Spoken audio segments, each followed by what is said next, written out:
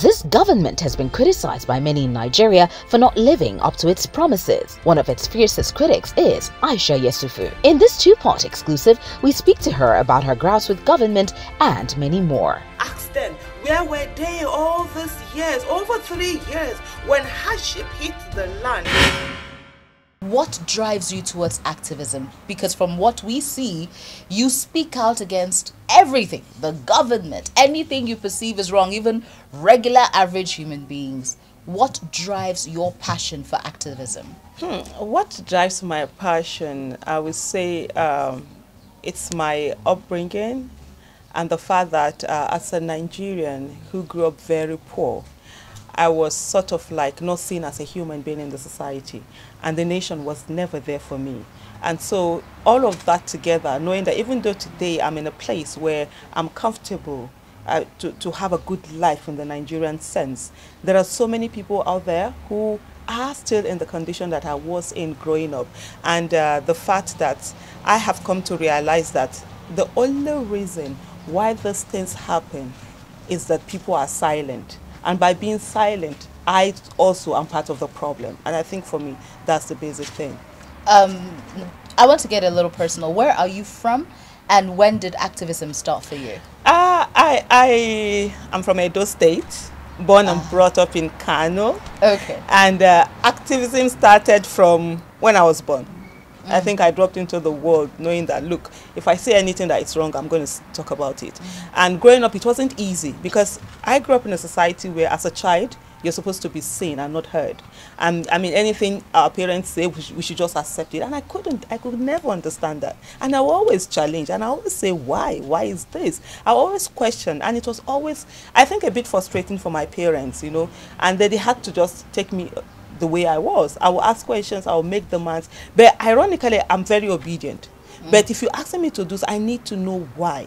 And so for me, isn't that a bit of a diversion, if I would say? It's very different because you're a Muslim woman. And most people assume that Muslim women do not talk, they don't ask questions, they do as they are told. You know, activism is so far away from what a Muslim woman would do. But you're a Muslim woman who was born and raised in Kano. So how do you manage this? You know, there's so many perceptions about Islam that it's quite wrong. And basically, it's the people using culture to overshadow what Islam is all about. If you're talking about activism, I mean, Muslim women were very active during the time of the Prophet sallallahu alaihi wasallam. There's Sayyidina Aisha, the wife of the Prophet. She was very vocal. She challenged leaders. She challenged those who were in authority. And she was just, a lot of women were very challenging at every point in time. And they will come out and they will speak their minds. And we all have rights. But most times what you find is the fact that a lot of people use their culture when it comes to, you know, come to Islam and even in all religion. You know, it's a patriarchal society. So as much as possible, they will want the woman not to be heard. And most people are not educated enough to know their rights in Islam. For example, as a Muslim woman, I can decide I don't want to breastfeed my child.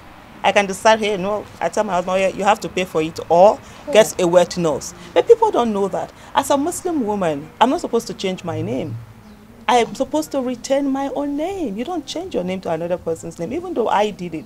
The rest of my sisters, they didn't. And you know, this has a lot of rights, economically and all of that. But you don't see it because the people who are in place want to sit the woman down, and in a way, they would rather put out all of those things. And if you're not educated enough to fight for your rights, nobody's going to give it to you. So let's talk about Bring Back Our Girls, because that was when people got to know Aisha Yesufu. You were such a pivotal part. You were such an intricate part of Bring Back Our Girls movement alongside a presidential candidate now, ORJI-EMODI. What drove you to that, Bring Back Our Girls, and then the advocacy and the vocalness, if I should say, that came along with it? So with Bring Back Our Girls, what drove me to it, first of all, is the fact that I'm a mother of 2 kids, and then my daughter was still 12, so I had a teenager and one that was about to be a teenager, and all of a sudden girls were taken away from school. But before girls were taken away from school, in February, schoolboys were killed in their schools in Buniyadi, and that sort of like shook the whole nation. And there was this, wow, how could we have allowed this to happen? They were slaughtered in front of their fellow schoolmates. And the girls weren't taught, they were told to go home. And then the next thing, by April, girls were abducted, about up to 300, precisely 276. And so for me, my first instinct was, wow, this can't happen, because if my child is amongst those that were taken away, I won't stay at home. And then we came out on that first day to start the protest. The protest was supposed to be a one-day event. It was supposed to finish on that day we go home. But one of the leaders knelt down in the rain and begged us and said, please don't go away. If you go away, this issue will be forgotten. You know how Nigeria is. They will say they will get back to you, and they never will do that. And that was how it continued. And by the time I started for my children, right? Knowing fully empathy, how it feels with my child that was taken. In May, I realized I was no longer in this because of anything. I was in this because of the little girl that I was 23 years ago. Because 23 years ago, as of that time, in 2014, I too was writing the same exams that Chibok girls were writing when they were abducted. And I know that, and I said to myself on that day that I'm going to give, even if it takes 20 years of my life, I'm going to give it to the cause of Chibok. Because I can never give up on our Chibok girls. To give up on them would be to give up on the little girl that I was 23 years ago, who was yearning and begging and crying for help, and nobody listened. And so that has been it for me. A lot of people will come out and say, oh, why are you so passionate? Why are you the only one there? Why are you always over the top? I'm like, look, I know what it feels. The Chibok girls are from a region that is the most educationally backward region. Most of them are like, you know, they are first children in their community. Most of them, they come from a place where people don't even want the education in the first place. I remember a Chibok father in 2014 saying to us that the government used to fine them for not sending their children to school. I see. That now that they have sent their children to school and their children have been abducted, who is going to fine the government? So that's how difficult it is. And then you come to take these children away. So I know my parents, being poor, if I was taken away, they would never have been able to say anything. If nobody spoke up on my own behalf, I probably would die. And so it's not even about trying to weigh, it's about knowing that it is me I'm fighting for. I'm fighting for that little girl that I used to be, that would cry all the time, that wanted the nation to help her. And growing up, honestly, as I was an angry teenager, and I hated this country. I hated what was happening in this country. I hated where the corruption, what it had done, the poverty in the land. I am tired of having to pay people's bills. I am tired of the middle of the night, somebody is sending you a text, somebody is calling you and saying to you, I am in the hospital right now, I don't have money to pay bills. And then you're waking up and then all your day is gone. I am tired of seeing children who are supposed to be in school, children who are intelligent, not getting the right good quality education. The greatest injustice in Nigeria today is the fact that good quality education is only now accessible to people who have means. It's not dependent on the economic status of one's family. So you have children of the poor, they don't get good quality education because they are children of the poor. Of course, that makes me angry. The fact that people cannot have access to good quality health care, it makes me angry. I had a niece who had a hole in her heart. That was 2012. And we had to take her to India. Okay, for what about families that cannot afford to take their children to India? Do we see all the time where people stand, where people are always begging, crowdsourcing for funds that they will use for this thing? So it's unfair. It's unfair. So I'm really angry. A lot of things that government is supposed to do, it's not doing it. And you know what makes me more angry? I think I'm angrier now than I even was as a teenager. Because as a teenager, I remember with my fellow teenagers who would sit down and talk about Nigeria and the fact that a lot of the adults then were being corrupt, we're not doing the right thing, we're not fighting for Nigeria, we're not giving Nigeria the best. And today, as a 45-year-old, by Wednesday I'll be 45. As a 45-year-old, my mates are the one now giving that bad governance, the same people that we sat down together and we're angry at what was happening. It is. I look back and I think of my parents' generation failed us, and now my own generation are failing the younger ones. I'm not going to take that. There are some people who have said that your anti-government protests are really to get attention of the government and for you to get a political appointment. What do you say to people who have made those assertions? Well, for me, I would say it's all about their transactional mindset. There are people who don't think they can do anything except they are given something. So they feel for every reason they need to justify. And so the person says that, and then he's comfortable. So you don't come at him and say, okay, why are you not protesting against this injustice that is happening? It's, oh no, because all of those people protesting, they need a job. And so that makes it easy for him and he stays back. But the thing is that I don't care. They can say what they need to say. If they feel that I want a job, that's it, fine. I've never worked in my life. I've always been a market woman. As I did here, so now if you want me to sell something for you, I will sell it for you. Use the language where you understand. I've never had to work or whatever. I've always done business, and that's the reason why I worked on my financial independence. Financial independence, it's when your passive income can take care of your expenses, and you don't need to work for anything. I've never worked.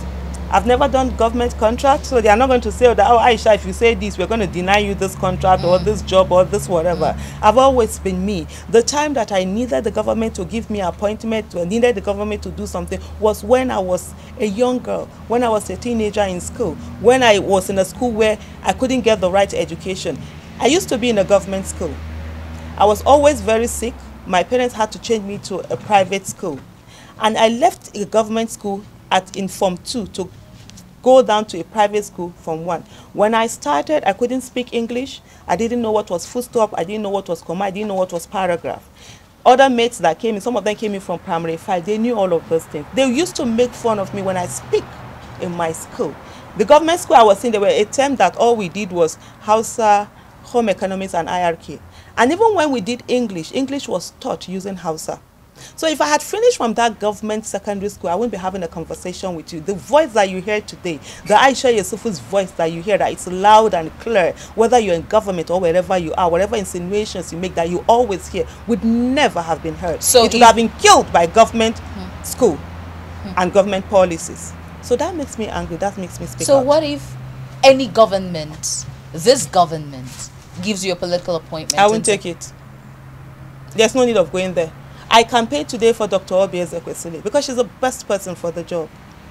And every time I said to her, when you get in there, I'm going to be your worst critic. I'm going to be on your case. You sure Nigerians will not have seen any criticism from me, because I will criticize. I will open the tap and say, why is gold not flowing out of it? Because I want her to be the best. When somebody is criticized, I don't know how people take criticism. This is my personal thing about it. If you criticize me, you're going to tell me what I'm doing wrong, right? And then I fix it. Guess who becomes better? I'm the one. So indirectly, you're helping me. If you're always praising somebody, oh, you were doing, oh, you're fantastic here, what does that? It adds no value to anything. And my business, I'm a citizen. And I have an office. It's the office of the citizen, and it's the highest office in the land. And I sit down there, whoever we have in our elected offices, they are our employees. Nigerians need to live the mentality of the way we were brought up, where you can't say anything to your parents, you cannot question them, you cannot ask questions. Even when they accuse you of something it turns out to be wrong, you cannot say, hey, daddy, the accusation is wrong, or mommy, the accusation. We left our parents, our teachers, we had to do the same thing with them, our religious leaders, the same thing. And then by the time we became adults, we just simply did one thing. We replaced all of them with government. So when government says something, oh, you cannot say anything, you have to take it. If you don't be disrespectful to the president, because the president is old enough to be your grandfather. I didn't vote for a grandfather. If he wants to be my grandfather, he can stay in Dora. When I go to see him, I'll kneel down and greet him. But he cannot be making policies that are going to affect my life, the lives of people around me, the lives of my children, and you say I shouldn't say something about it. No way. As a Nigerian citizen, Aisha Yesufu believes she has the highest office in the land, tasked with the responsibility to criticize the government of the day. In her opinion, this is the only way to demand they deliver good governance. In the second part of this exclusive, Aisha Yesufu talks about threats to her safety as an activist. Keep watching Roots TV Nigeria.